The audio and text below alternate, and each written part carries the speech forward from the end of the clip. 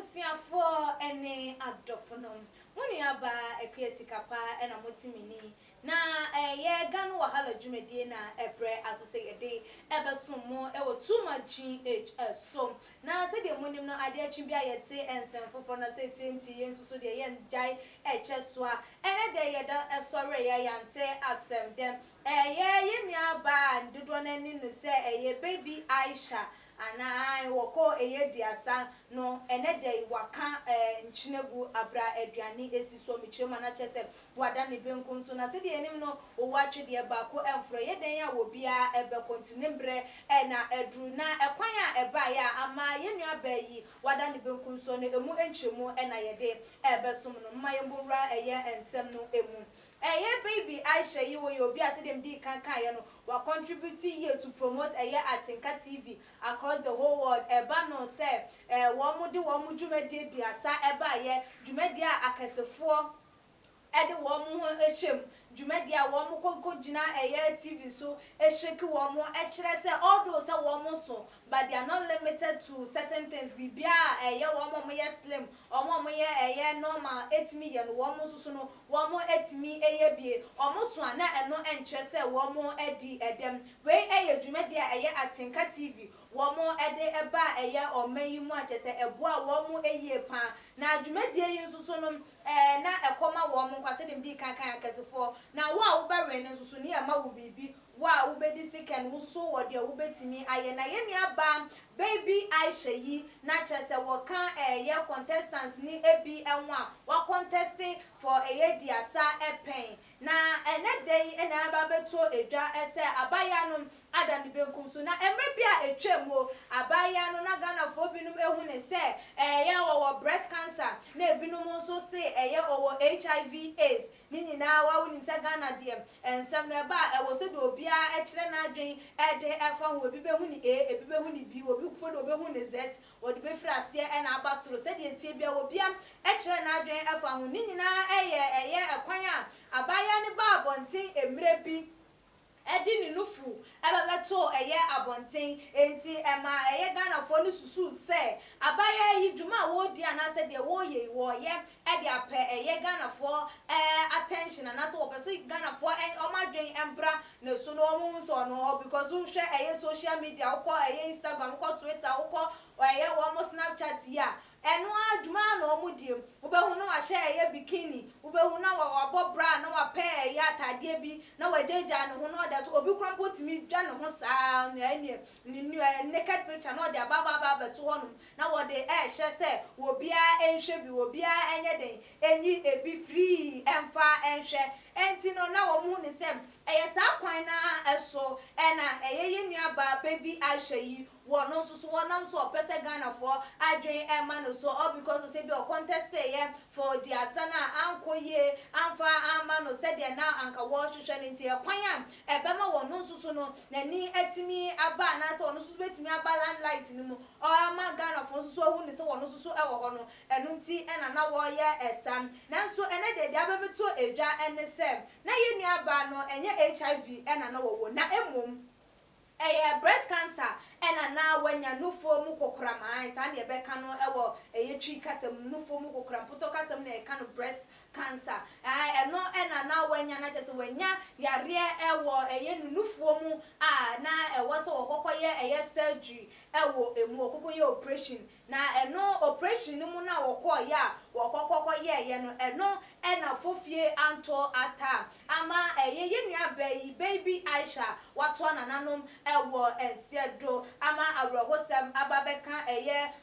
dodo na titum ene wo ma wo mu hye edinkita ho ewo Atinka TV emra na diasa program no ekoso no ama akoye yawo ede ama wo mu nti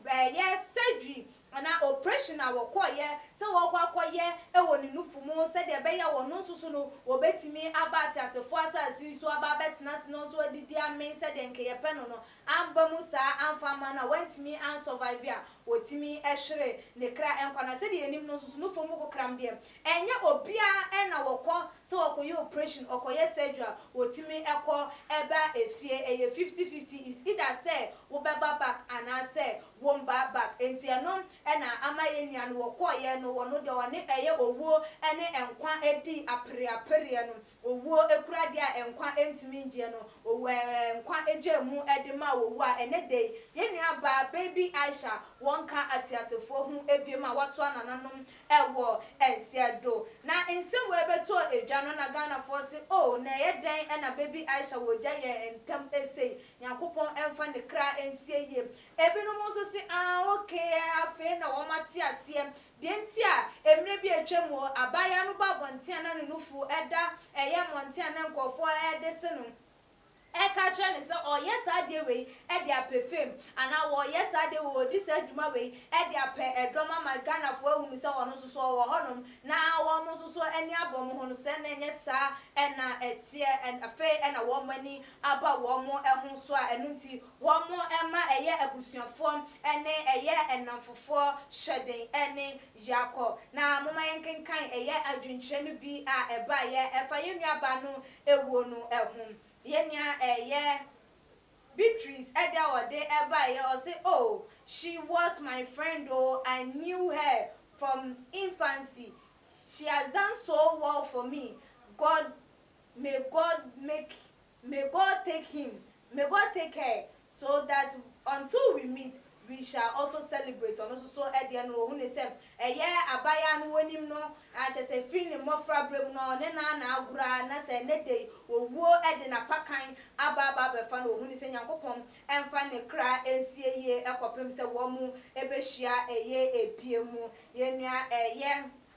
Kwame enso ede ode eba o say oh baby Aisha why so soon may your soul rest in perfect peace ono so edie enro hu ni say adenti na ewo say na etwa say abaya yi wo free ye nchen ekọ eye empofri mu ya enti wo ma eye abusuafo ene eye adofo no nyina yakọ ene hyede Nyankopon so emfa ne kra ensie eyie yenua bi nso ede awode eba ye ni dia ene Sam Kogo was say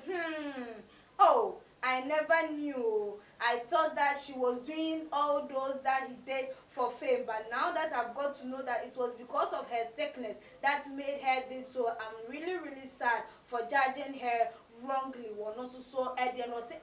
na minim da. Say sadye wenti ene ma ye nua bayi eba abonten a otimi ede eye ninufu ebeba to abonten na wo ye de se no ye ka se ye fem na wo pem ana se wo pe edin enunti na ema ni di se adwuma na onim eda afei na wo hu na aye ne ye pa se odwen adwenbone ede efa ye nua ba baby Aisha ehu ai nipa wote hono ma onye bibia na wo so criticize no eye bone nti eye adisuade yenua eye patience and so edia wode eba ye also oh so sad may her soul rest in perfect peace ono so edia enunu yenua ajeman intim and so edia wode eba ye o say Aisha may your soul rest in perfect peace. You people did well, you entertained us and we really liked your entertainment on show, but it's so sad that you are not with us in the living. But I know that one day we shall meet again. On also so Eddie and Rohuni say abaye yi one more eka eye enkrofo one more ema Ghana for ye ni bebre eje ye ni tituru ene wono a wode na yi ba na je say one more ejije na ni because there are some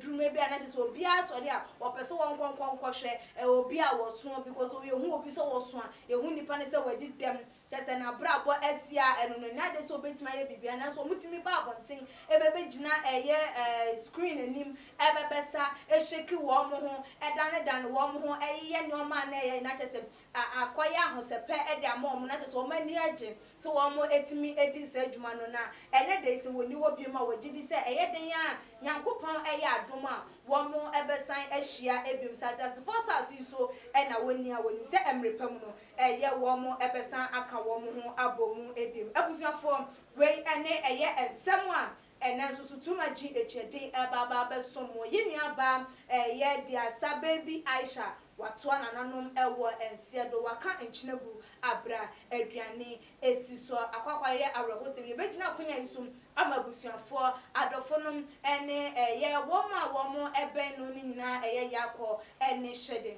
wonsusu awo fie wonsusu betimi de wo condolence anade wonsusu betimi akatwa busuafo no atu edwa too much so ena wutie no nim se we are number 1 loyal channel ba nim se bi se ye ya ene ye de ebeba beso menti subscribe na share for mo busuafo na wo bia ehunia ekoso na ehu dia ama abaye ye ne de wonka atiasefo ehu ebiemu na wa share awie no so wa like videos no e de amai na wa dwentwe no wo de atu edwa midin ene ekuya sikapa makram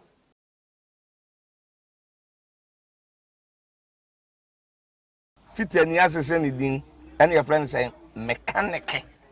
na prophet kumichacha ma sesa me YouTube no ba bia me hwe bia ma change afro ene maba too much gh hwe na prophet kumichacha me so me hwe